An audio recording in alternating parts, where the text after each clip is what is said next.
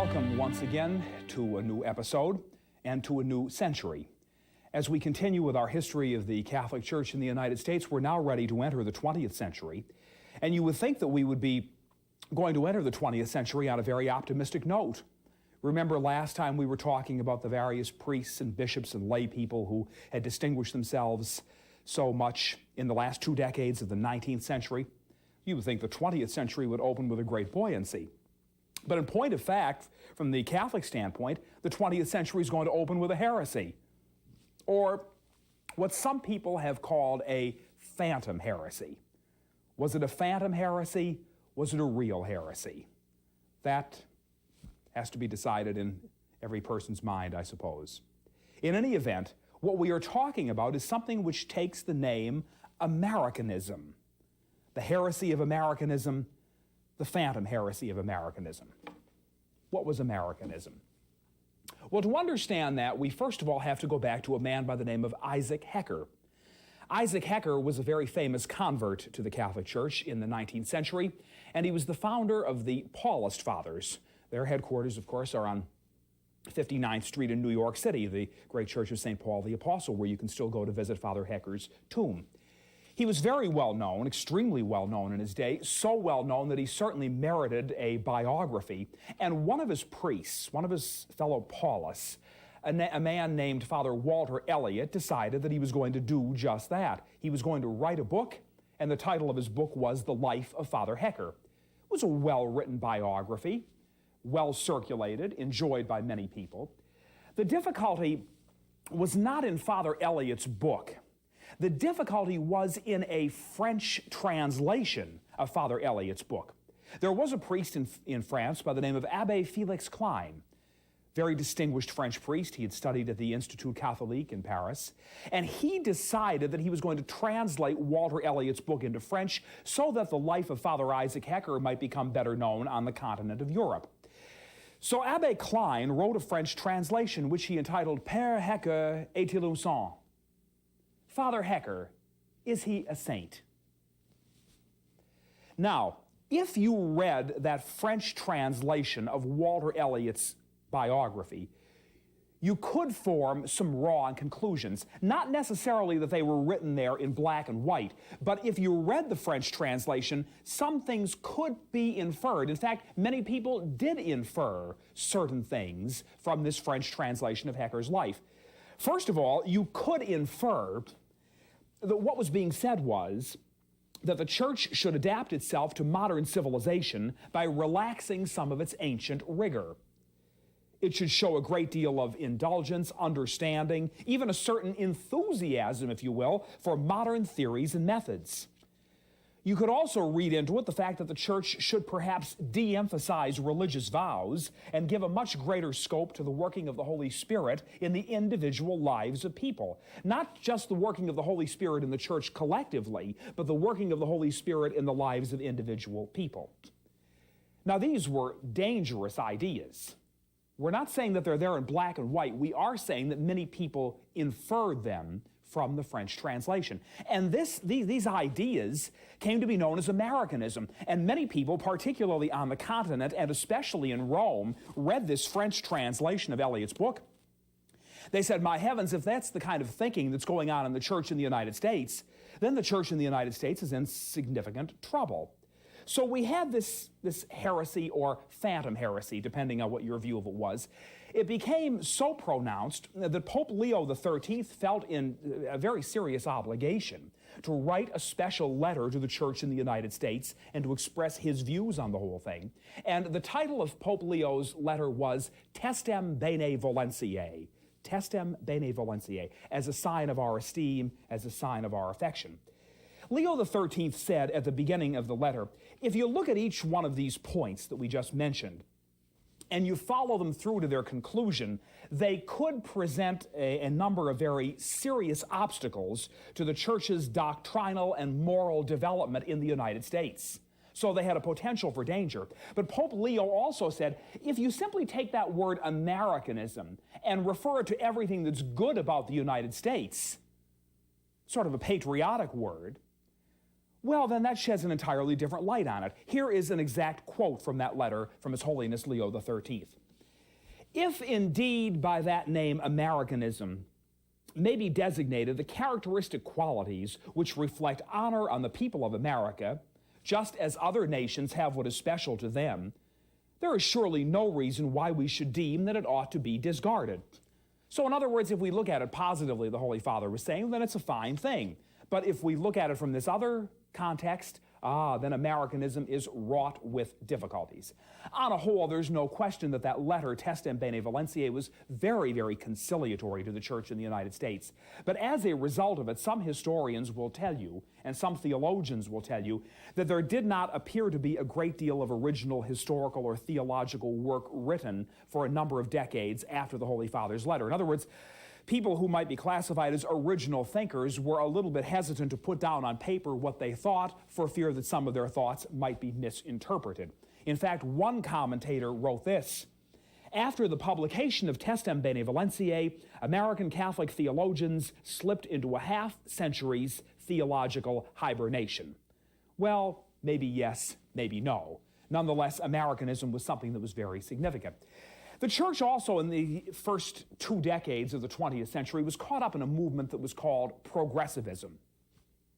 Now, progressivism was something that was active on the national level, the state level, the city level, and the county level, everywhere in the United States. It involved presidents like Theodore Roosevelt and William Howard Taft and Woodrow Wilson. It involved senators. It involved governors.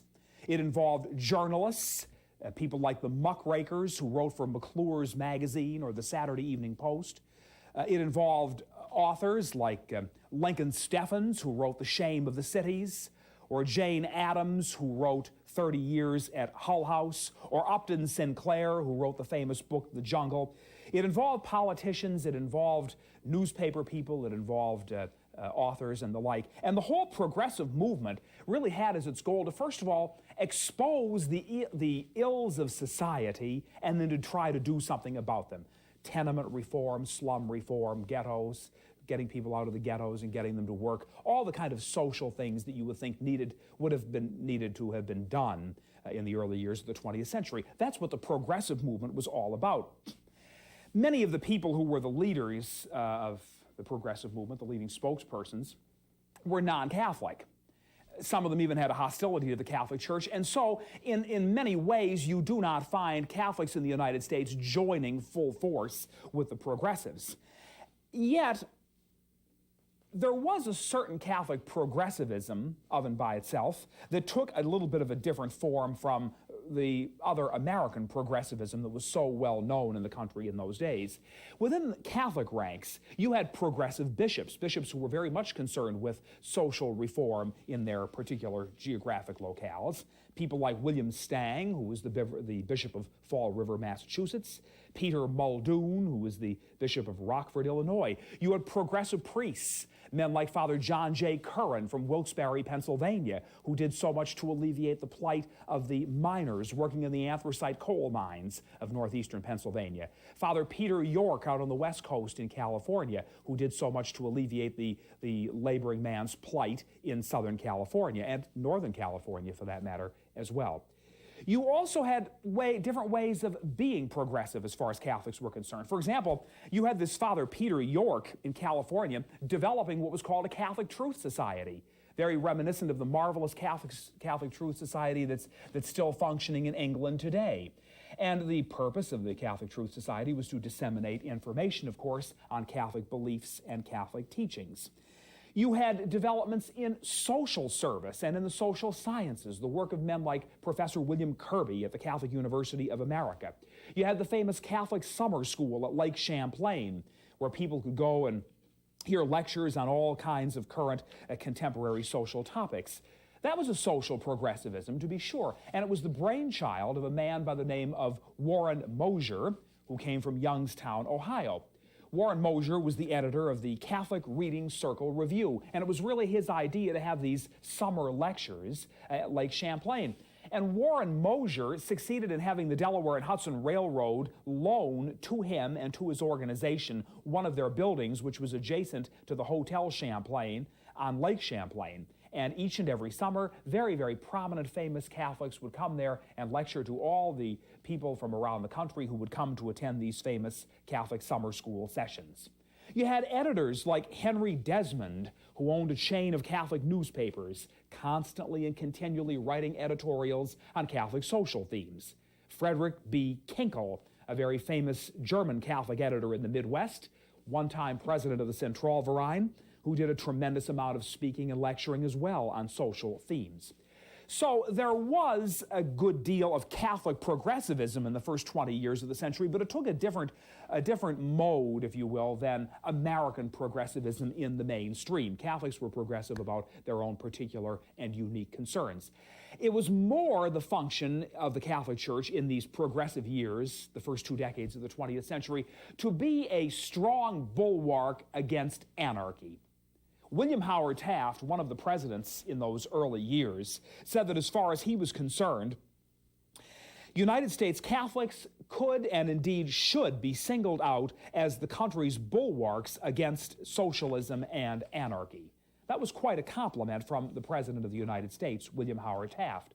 We don't want to suggest that all the American progressives were anarchists or socialists. In fact, many of them would decry anarchy. They would decry socialism. But progressivism, by its very nature, could lead a person into a more socialistic way of thinking. And many of them were, of course. They were attracted to socialism. Some of them did become socialists. But the Catholic Church was always there to see the danger inherent in moving toward socialism, in moving toward anarchy. The Catholic Church in this country, particularly in the first 2 decades, was always there to stand as that strong, firm bulwark, to hold for values that never change, for truths that are eternal, and to continually keep reminding people that progressive reform is all right, but it must be taken within that overall broader context, and we must never lose sight of immutable truth. Now, if there was one very prominent thinker, one particularly strong intellect, a man who wanted to articulate the Catholic Church's position as regards social thinking in those days, but, do it from an intellectual position, it was a man who took a number of years coming into his own. His name was John Augustine Ryan. Sometimes he's referred to as the Right Reverend New Dealer, Monsignor John A. Ryan. Once again, he was a professor at the Catholic University of America in Washington.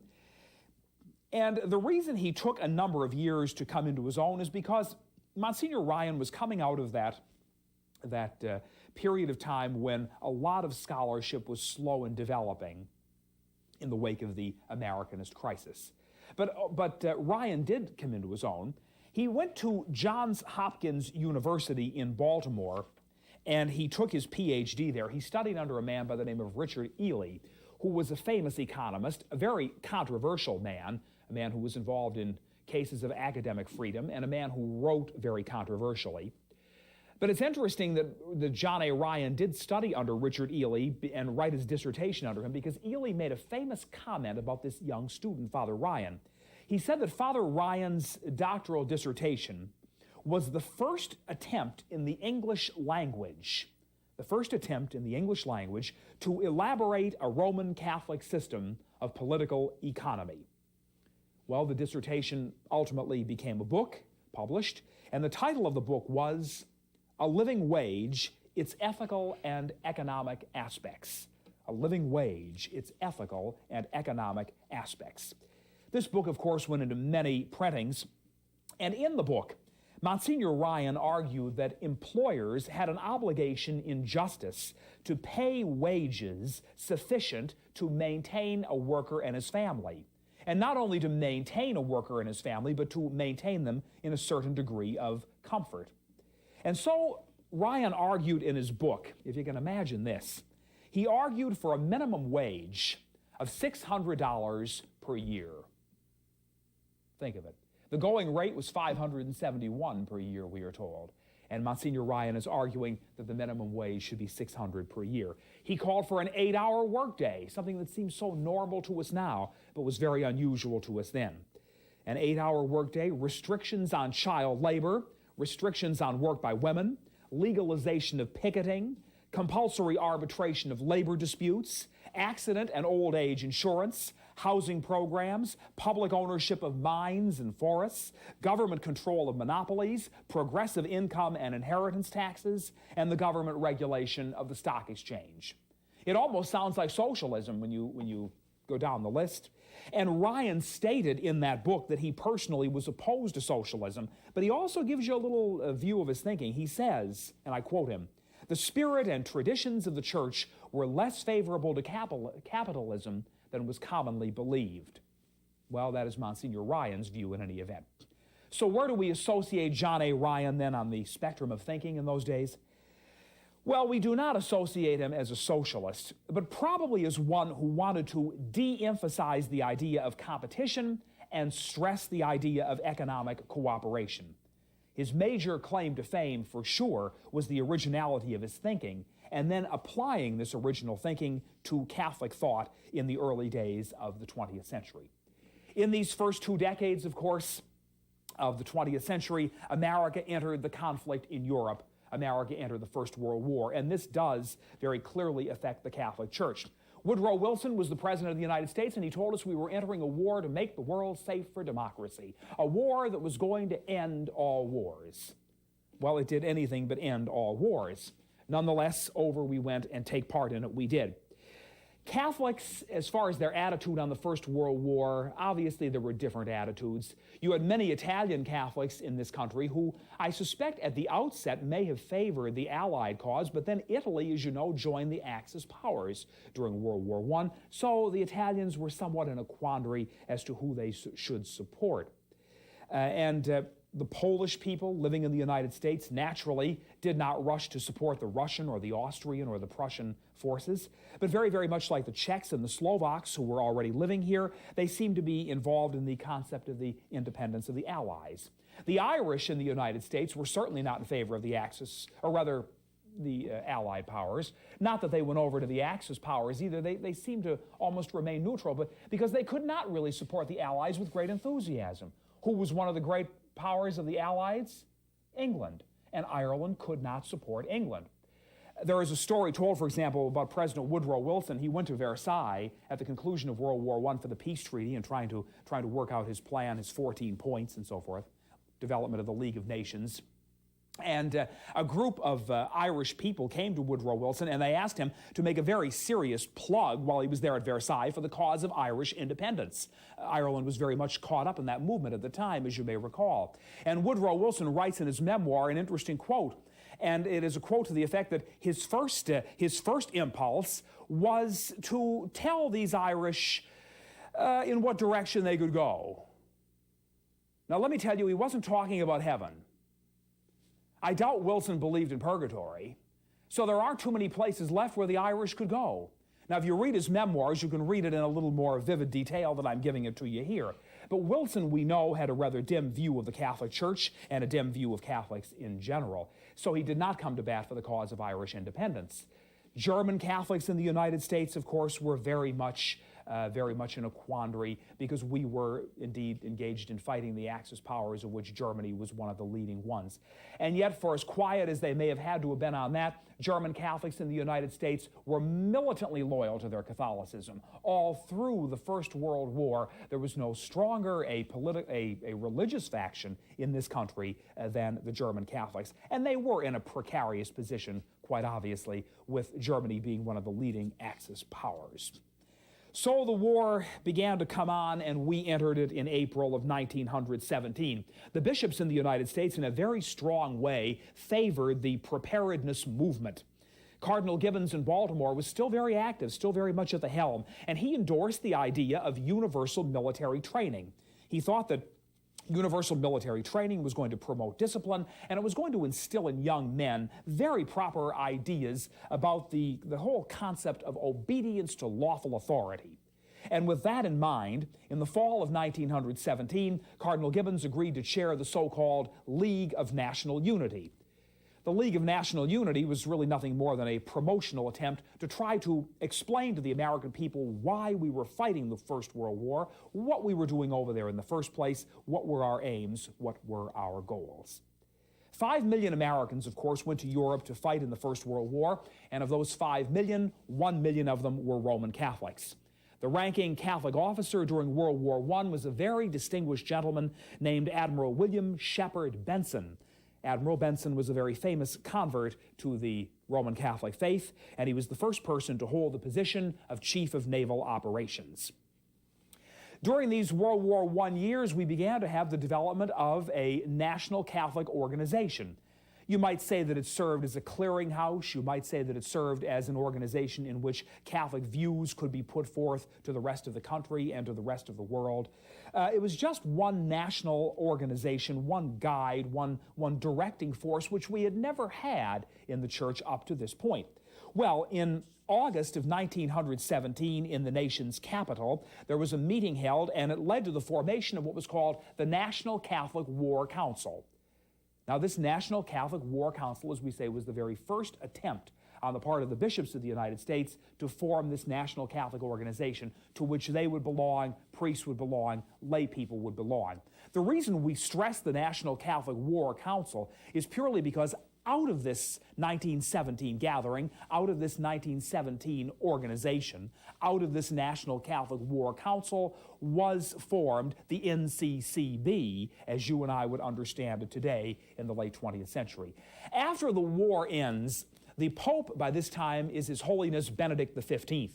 Pope Benedict XV was very anxious to play an active role in the peace negotiations between the Allies and the Axis powers. Cardinal Gibbons thought this was a marvelous idea. He thought the influence of the Holy Father would be tremendous on the peace negotiations, but he was very reluctant to approach the President of the United States, Woodrow Wilson, because he knew of Wilson's view on Catholics. And furthermore, the French ambassador to the United States, a man by the name of Jules Jusserand, contacted Cardinal Gibbons and told him that, well, in plain, simple, blunt language, President Wilson did not want Pope Benedict XV butting in to the whole concept of the peace negotiations and how the world was going to turn out at the conclusion of the war. As a result, Cardinal Gibbons never approached President Wilson with the thought or with the idea that it might be nice if Pope Benedict XV were brought into the whole idea of, or the whole negotiating process. There was very little contact between the Archbishop of Baltimore and 1600 Pennsylvania Avenue, the White House, during the administration of Woodrow Wilson. There had been loads of contact during Roosevelt's term. He and Cardinal Gibbons were great friends. There had been loads of contact during the term of William Howard Taft. He and Cardinal Gibbons were also great friends. In fact, William Howard Taft and Theodore Roosevelt, while they were once great friends, turned out to be political enemies for many years, never spoke to each other. And where do you think they finally reconciled? They reconciled in Baltimore at the Golden Jubilee anniversary celebration for Cardinal Gibbons on the 50th anniversary of his ordination to the priesthood. Isn't it interesting? They could be united in their friendship to this marvelous Archbishop of Baltimore. Finally, there is the question of women's suffrage. The church did not particularly endorse the idea of giving women the right to vote. Cardinal Gibbons himself thought that it caused some confusion in roles between men and women. Yet, as we know, women were very much given the right to vote, and Cardinal Gibbons made an interesting comment in the aftermath of the passage of that constitutional amendment giving women the right to vote, and this is what the Cardinal said, quotes, "You have not only a right to vote, you have an absolute duty to exercise your constitutional prerogative." You see, the submission of the man to the United States, he was a very, very loyal citizen. He was in the same mode, I suppose, as what Alexis de Tocqueville talked about many years ago, that we told you about. He was, at the same time, a very, very fervent Catholic and yet a very independent citizen. He was independent in the sense that he disagreed initially with the idea of women's suffrage, but once it became a reality, no one was more patriotic than Cardinal Gibbons, and no one was more quick to endorse the whole concept. So here we have then very quickly the first 2 decades of the 20th century and the role played by the Catholic Church in those 2 decades. World War I gave us a wonderful opportunity, once again, as we've had many opportunities through the course of American national life, to exert a forceful presence in the United States, to stress our patriotism, to stress our vibrancy, to show our non-Catholic compatriots that we were fervent in our faith, but deeply loyal to our country. That is the story which we've been telling. That is the story we will continue to tell in the decade of the 1920s. Thank you so much.